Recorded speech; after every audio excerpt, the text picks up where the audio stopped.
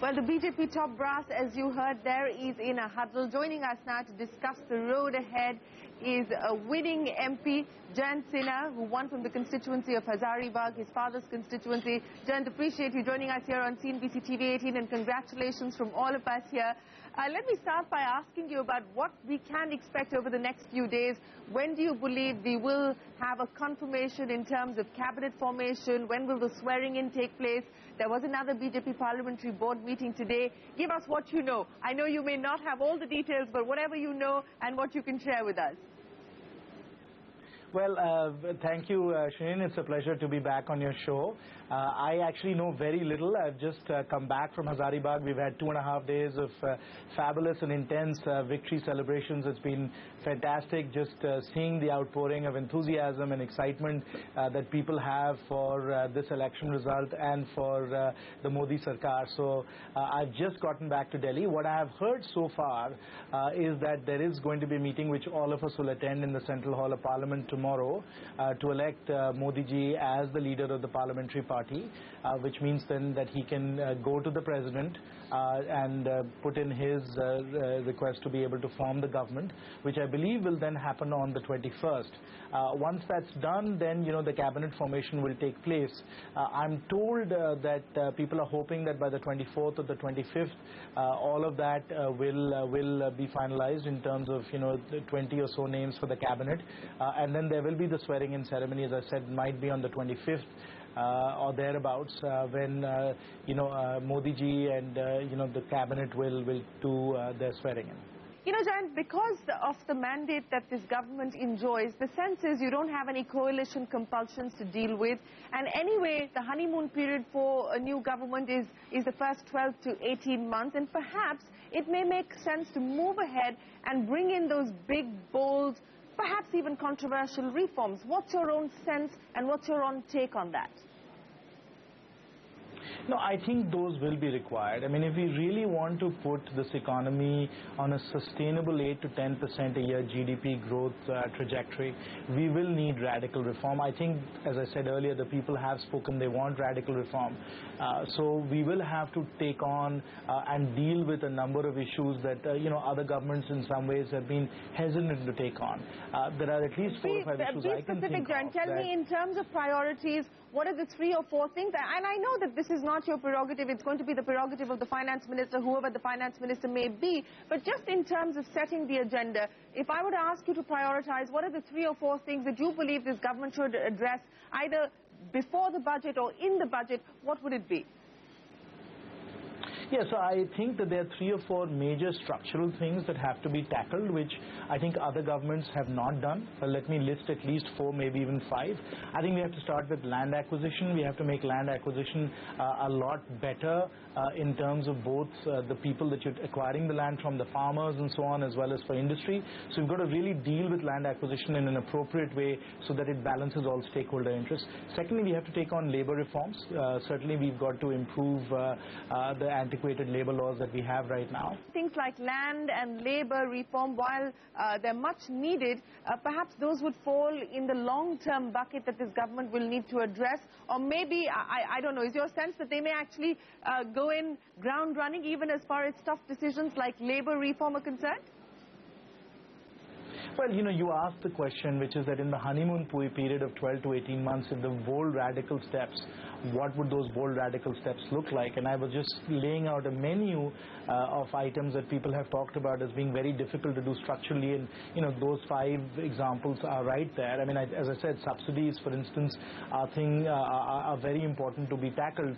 Coming back to what can be done immediately, or what needs to be done immediately, certainly I think subsidies is something that needs to be tackled immediately, because we need fiscal consolidation. So what can be done on the subsidy front, Jayant? Will it be politically feasible to, in that sense, stop the tap as far as expenditure on some of these flagship schemes that were announced by the UPA, or leave things status quo till you actually figure out a roadmap on how to address this? What can we expect realistically in the short term as far as subsidy management is concerned? My own thinking would be that as far as subsidies are concerned, there are at least 2 or 3 things that we need to do. First, what we need to do is to make sure that the delivery is far superior to what it is right now. We all know that there's a tremendous amount of leakage in the system, and those are the things that we have to work on. And of course, Aadhaar was an aborted attempt to deal with those leakage issues. So that's number one. Number two, I think we've got to think carefully about the structure of subsidies. I mean, there's been a lot of discussion about removing the 8, 10, 15 different welfare programs that we have right now and replacing them with 1 or 2 or 3 consolidated programs. So even while you might not change the overall level of the benefits, the mix and the manner in which it's given could be completely restructured. And again, politically it has to work, it has to be palatable, so that might be a thing to consider.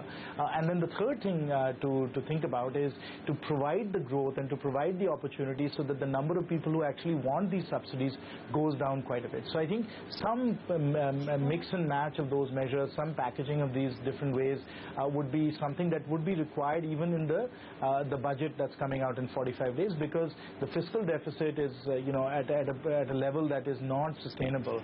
It really will have to be dealt with almost immediately. Is disinvestment likely to be back on the agenda for this government? We saw the last government go forward with it. What happens now as far as resource mobilization is concerned? Well, I think, Shereen, the reality is you have it backwards.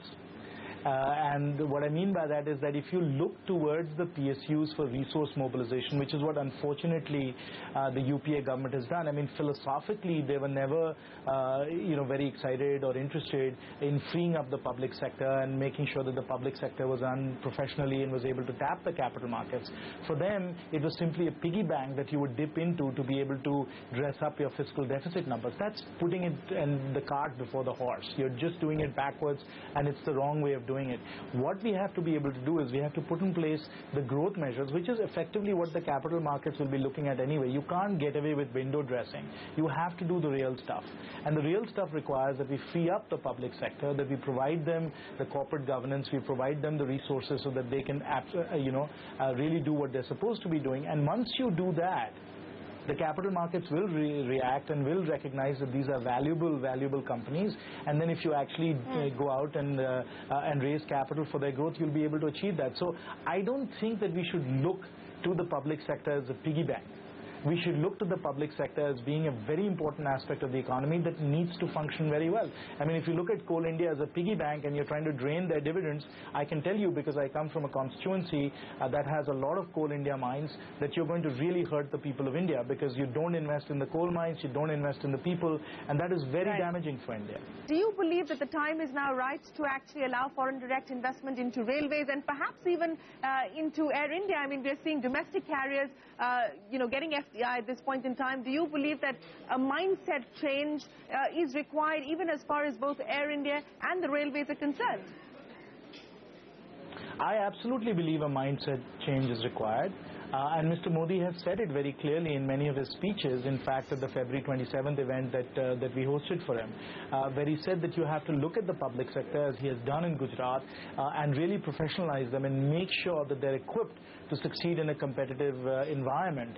And I think therefore, we start with that approach. We look at Air India, we look at Coal India and say, how can they be well run, well managed and highly efficient enterprises? We have to look at it with that philosophy in mind. And then everything else flows from there, which is what do they need to do with respect to the capital markets to raise resources for themselves, what do they need in terms of management to be able to do what they have to do, and so on. But we have to start with that philosophy, and I think if we start with that philosophy, which is by the way what we did during the NDA times, when we privatized a number of companies, and in fact, as you know, Vedanta took over Hindustan Zinc and Balco and so on. That was the mindset which Mr. Shori had, and I think that's the mindset we have to go back to. And everything I've heard from Mr. Modi is very much with that thinking in mind. So you're saying privatization is going to be a key priority for this government? I think I would state it differently, Shereen. I would say that making sure that the public sector is able to fulfill its mission well is going to be the key priority, and then privatization is a means to that end. It's not an end in and of itself. Okay, let me end by asking you, Jayant, I'm going to ask you to crystal ball gaze a little bit and tell me what you think will be in the budget. Just the three items that you believe will be in the budget. And this is speculation. I know you're not privy to the conversations that are going on at this point in time, but what's your hunch? What's your gut? The three things you believe will be in the budget. Well, I am fairly sure that there will be significantly ramped up infrastructure spending, which really means plan expenditure needs to go up. And of course, there's been a lot of fudging of those numbers. So I think infrastructure spending goes up quite a bit, number one. Number two, I think there will have to be action on subsidies because you can't spend on the one hand and not cut back in other places. And I think one of the few places is going to be on the subsidy front. And third, I think we have to do more as far as defense spending is concerned. Our armed forces have not been getting the resources that they need and are woefully ill-equipped and not ready for the 21st century fully in that sense. So I think we are going to see significantly increased expenditure and something quite interesting in terms of defense manufacturing and defense production. All right, Jayant Sinha, let me end by asking you, are you getting ready for a role in government? I am a loyal party worker, Shereen, and I will do whatever the party asks me to do. I am here to serve the people of Hazaribagh and the people of India.